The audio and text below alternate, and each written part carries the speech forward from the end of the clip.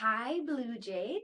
It's Mrs. Pullman here, and I am going to be reading to you Chapter 3 of our school ride read called Stuart Little. And I don't know about you guys, but when I'm reading, I like to get cozy. Take off my shoes, relax. So that's what we're going to do today. Chapter 3 is called Washing Up. Stuart was an early riser.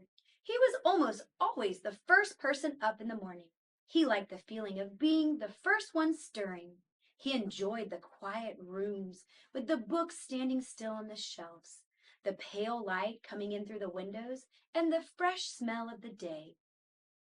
In wintertime, it would be quite dark when he climbed from his bed made out of a cigarette box, and he sometimes shivered with cold as he stood in his nightgown doing exercises. Stuart touched his toes 10 times every morning to keep himself in good condition. He had seen his brother George do it, and George had explained that it kept the stomach muscles firm and was a fine abdominal thing to do.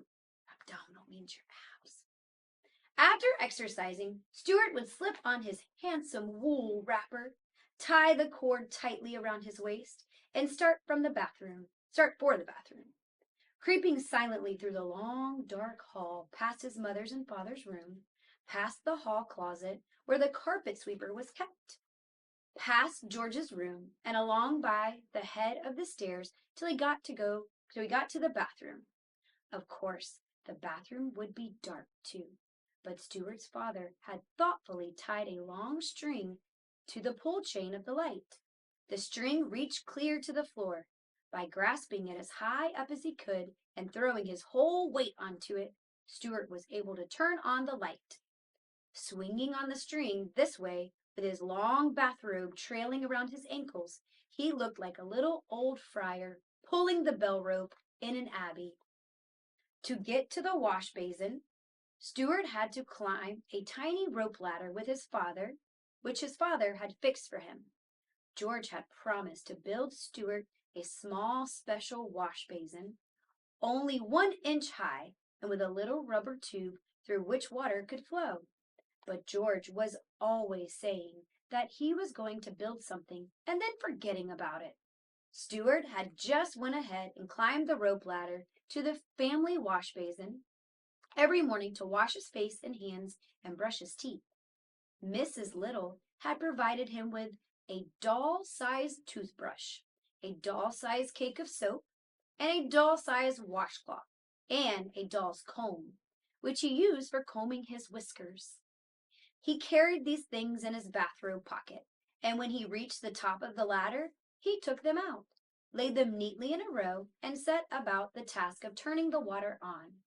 For such a small little fella, turning the water on was quite a problem. He had discussed it with his father one day after making several unsuccessful attempts.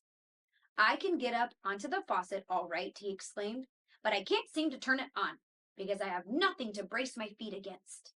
"Yes, I know," his father replied. "That's the whole trouble." George, who always listened to conversations whenever he could, said that in his opinion they ought to construct, not obstruct, a brace for Stuart. And with that, he got out some boards, a saw, a hammer, a screwdriver, and a bradawl. See, sometimes teachers have to sound out words too. And some nails, and started to make a terrific fuss in the bathroom, building what he said was going to be a brace for Stuart.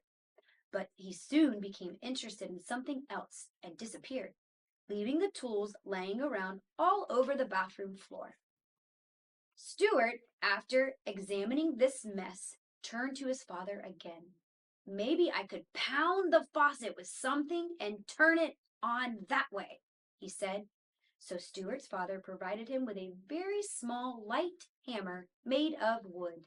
And Stuart found that by swinging it 3 times around his head and letting it come down with a crash against the handle of the faucet, he could start a thin stream of water flowing, enough to brush his teeth in, anyway, and moisten his washcloth. So every morning after climbing to the basin, he would seize his hammer and pound the faucet, and other members of the household, dozing in their beds, would hear the bright, sharp clink, clink, clink of Stuart's hammer, like a faraway blacksmith, telling him that the day had come and that Stuart was trying to brush his teeth. Stuart sounds like a problem solver to me. That was the end of mine. So excited for this with you guys, Blue Jays.